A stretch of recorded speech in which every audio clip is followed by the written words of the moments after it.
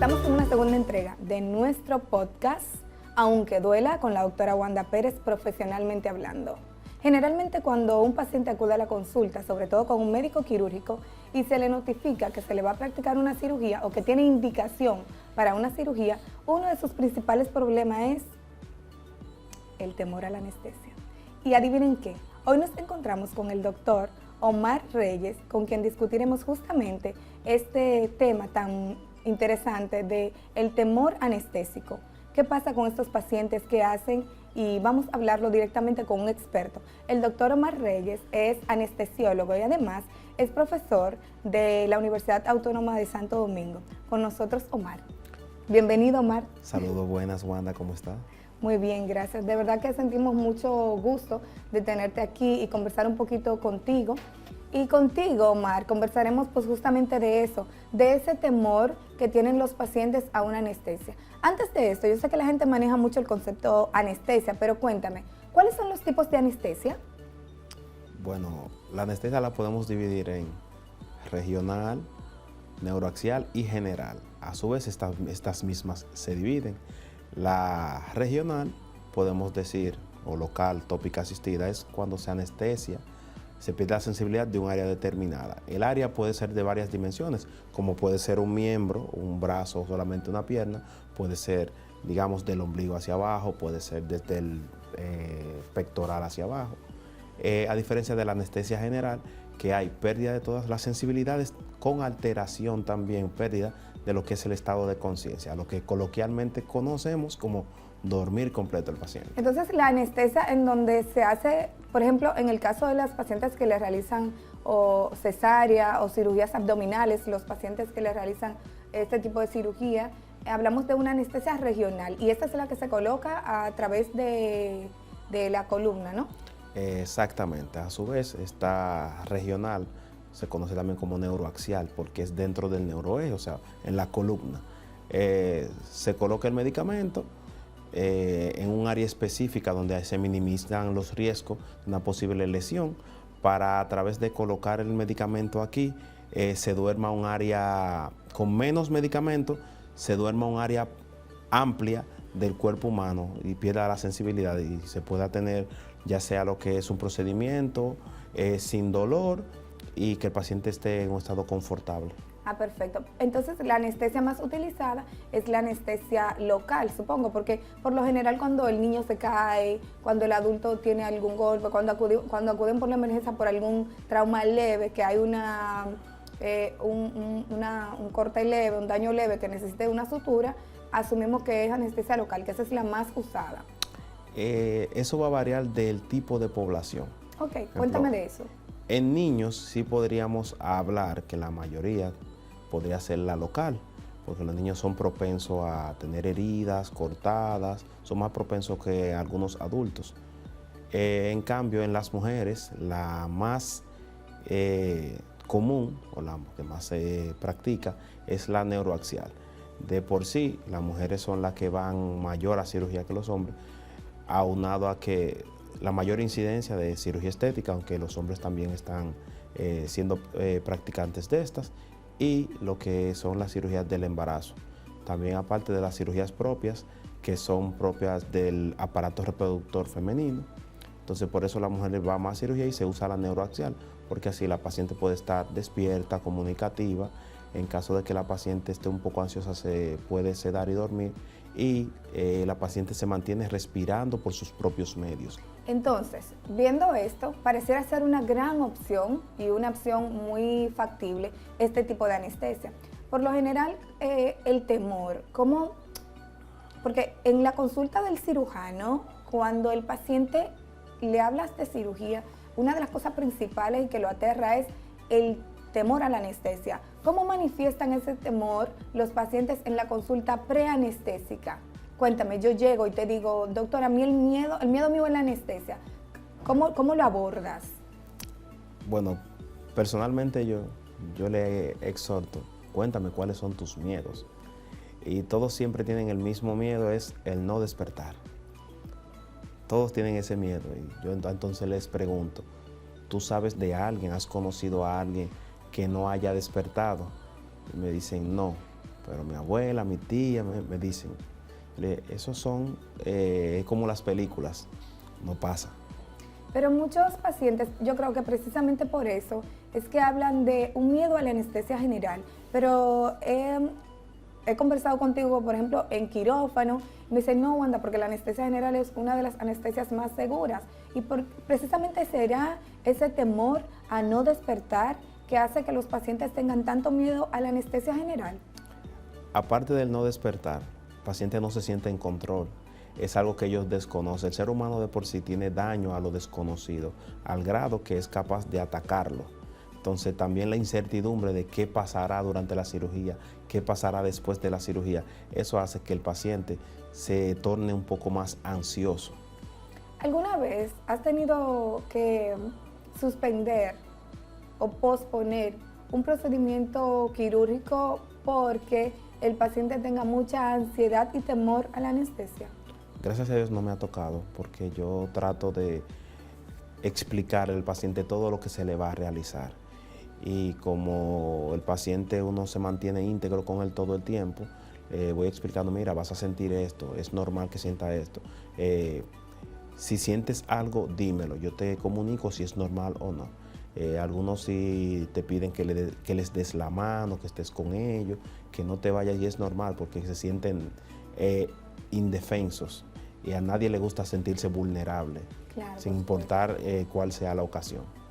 En el caso de los pacientes pediátricos, los niños, donde nosotras, las madres, siempre tendemos a externar ese temor en relación a qué va a pasar con el niño cuando se vaya, por ejemplo, al área quirúrgica, o incluso en el preoperatorio. Hay una forma, hay un medicamento en que podamos mitigar la ansiedad del niño y la ansiedad de la madre para, bueno, básicamente, la madre supongo que como tú lo dices, conversando, pero podemos utilizar algún medicamento en el caso del niño para hacer una premedicación y que vaya tranquilo a sala quirúrgica sin necesidad de que la madre se quede tan angustiada por ver que se lo llevan llorando o con seguridad, para que no sea bajo un monitoreo. ¿Se puede? Sí, hay fármacos y presentaciones especiales que han sido diseñadas para esto, porque no es ajeno de que en la población infantil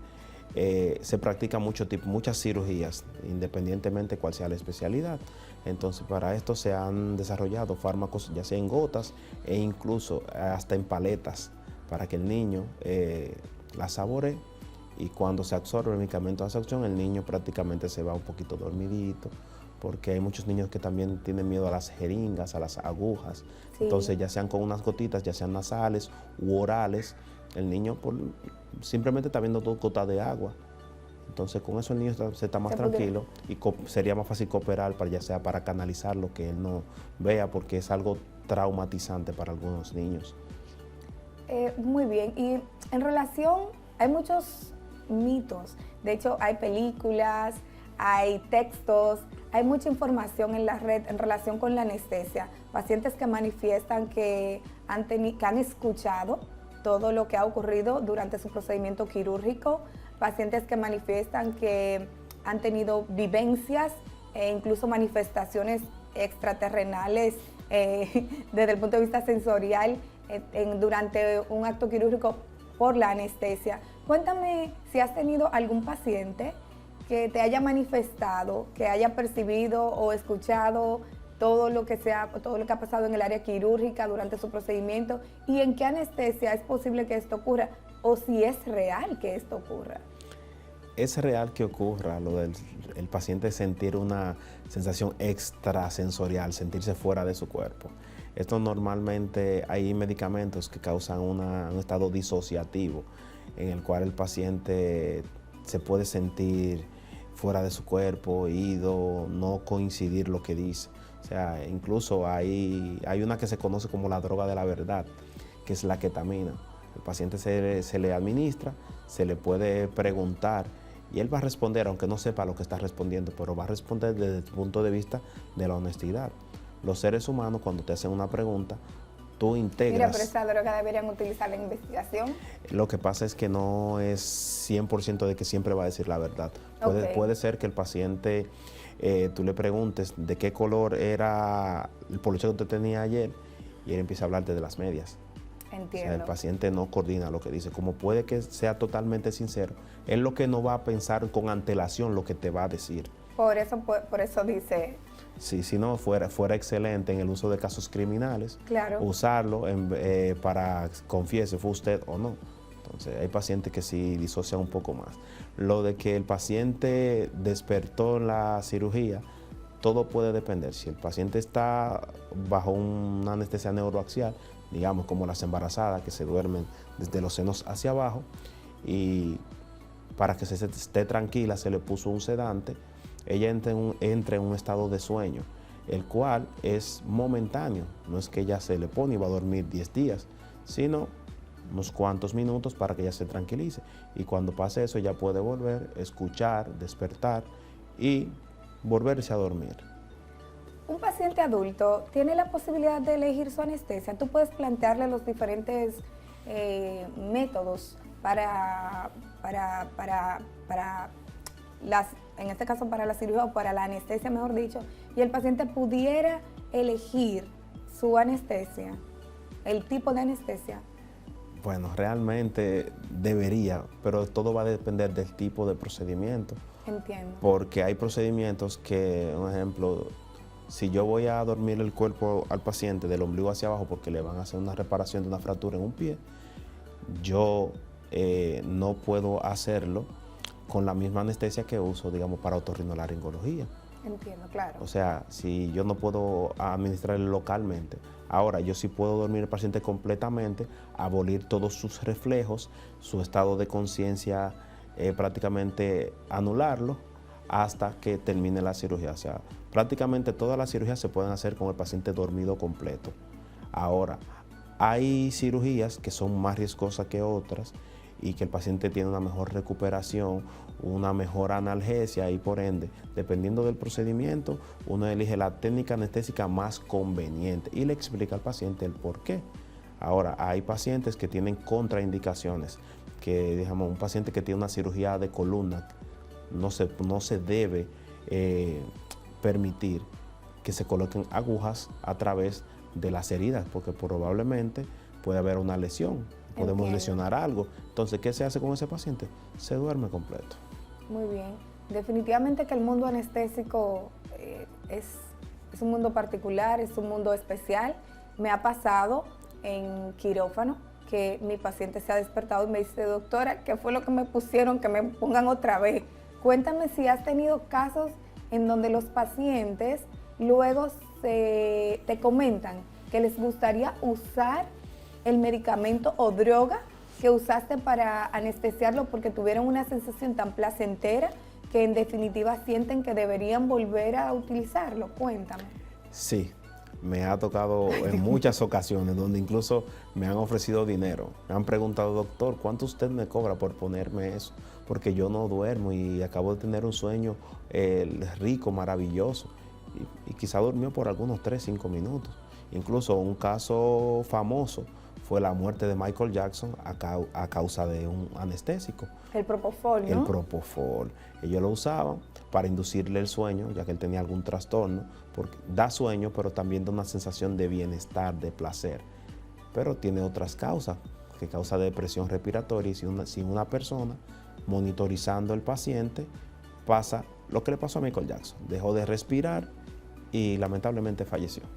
Sí, mira, no sé si fuera de esto quisieras tener algunas recomendaciones para que nuestros pacientes que de alguna manera evitan realizarse o realizarle, en el caso de los pacientes pediátricos, a sus hijos un procedimiento quirúrgico por temor a la anestesia, si tienes algunas recomendaciones particulares a tomar en cuenta que puedan mejorar su sensación de seguridad, su seguridad para tomar esta decisión y pasar a la anestesia. Bueno, tener pendiente que los anestesiólogos son profesionales, los cuales duran solamente 4 años y algunos más en especializarse en su área. Incluso en este país tenemos lo que son anestesiólogos pediátricos, que son especialistas principalmente en niños, sin importar la edad. Y todos los casos que se puedan presentar, ellos están aptos para manejarlos.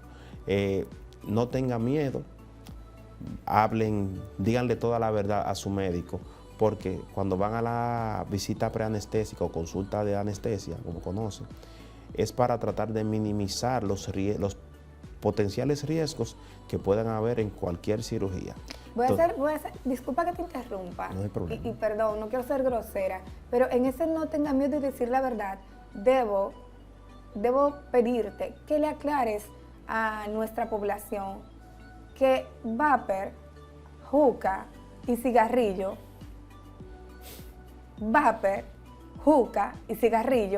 o sea, igual tienes que ir para el neumólogo y tienes que tener una evaluación correcta porque provoca daño a la vía respiratoria. Por favor, dime un poquito de eso, porque a veces los pacientes, no doctora, es que yo uso vapor, yo no fumo. Mira, se ha demostrado, según estudios, ya que el vapor ha venido tomando posicionamiento, superando a la juca, todavía a nivel mundial el cigarro no, pero sí, incluso el vapor es más dañino que el cigarro y la marihuana. Aún así también se ha demostrado que, especialmente a los hombres, escuchen, se está asociando a lo que es disfunción eréctil. Ups, repite eso, por favor. Disfunción eréctil secundaria al uso de vapor. Eso es interesante porque si observamos, por lo general, los masculinos tienen mayor predisposición al uso del vapor. Las femeninas tienen menos, lo utilizan un poquito menos, no es que así, o por lo menos públicamente. Entonces, en este mismo lazo de las recomendaciones, ¿tienes alguna otra recomendación que quieras hacer a nuestros queridos oyentes en relación a esto? No tengan miedo. Y en caso de que tengan miedo, se sientan ansiosos, pregunten para que aclaren todas sus dudas. Normalmente el miedo es por desconocimiento. Si usted quiere saber algo, pregúntele a su médico, que él va a estar en toda la disposición de responder sus dudas y sus preguntas. Con nuestro doctor Omar, con nuestro anestesiólogo, el doctor Omar Reyes, no habrá dolor. Esto fue Aunque Duela, con la doctora Wanda Pérez, profesionalmente hablando. Doctor Omar, fue un placer, un gusto y un honor de verdad tenerte por aquí. Ver que la población profesional joven en nuestro país cada día se interesa más por llevar información de calidad y contenido adecuado a todos nuestros oyentes, me llena de verdad de orgullo. Gracias por acompañarnos. No, gracias a usted por la invitación y estamos para servirle. Gracias. Aunque duela, no ocurrirá con el doctor, porque con este anestesiólogo, ¿cómo vamos a tener dolor? Esto fue Aunque Duela, con la doctora Wanda Pérez, profesionalmente hablando, llevando información de calidad, de utilidad, de manera digerible, de manera sutil, de manera que la puedan entender. Síguenos y está pendiente de nuestros contenidos.